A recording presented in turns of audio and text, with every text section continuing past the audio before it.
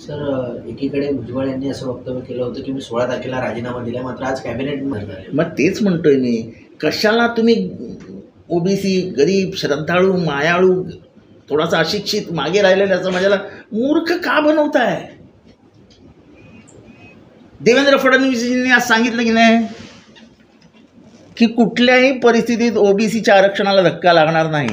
मग का खोटं जाऊन सांगताय तुम्ही ओबीसी समाजाला, भुजबळ साहेब, की तुमचं आरक्षण जाणार, तुमचं आरक्षण जाणार?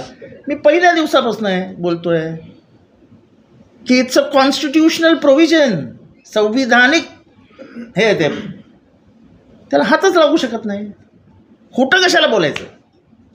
आणि जे मराठा समाजाबद्दल मुख्यमंत्री बोलले किंवा तुम्ही जे पसरवताय आरक्षण देऊ, आरक्षण देऊ, आरक्षण, ते पण खोटं आहे.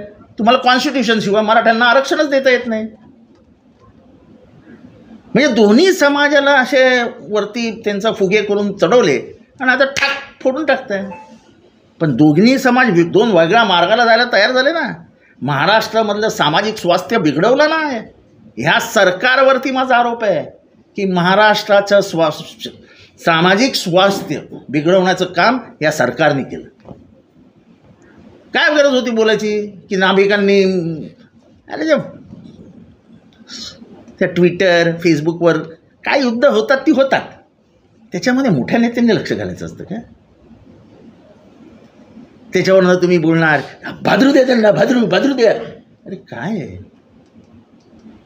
एकाही नावाने मराठ्यांचे केस कापू नये, काय ही काय भाषा आहे?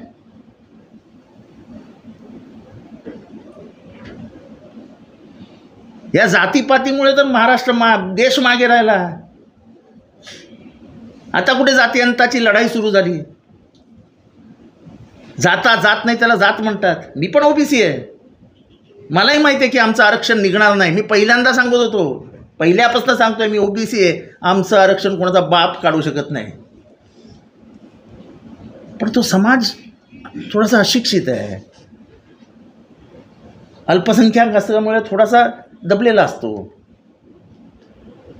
त्यांच्या मानसिकतेचा फायदा घेऊन आपलं नेतृत्व बहारून आपल्याला देशाचा नेता व्हायचं आहे, हे आमच्या लक्षात येत नाही भुजबळ साहेब. पण कोणाच्या भावनांशी खेळून त्यांना भिडवू नका हो, त्यांची कुस्ती लावू नका. त्यांची पाठ मातीला लावणं हे जर काम करणार असाल तर महाराष्ट्र कधी माफ नाही करणार आहे. कारण का हे इतिहासात लिहिणं जाणार आहे. ही जी फूट आहे ना, ही इतिहासात लिहिली जाणार आहे. आता बरोबर आहे.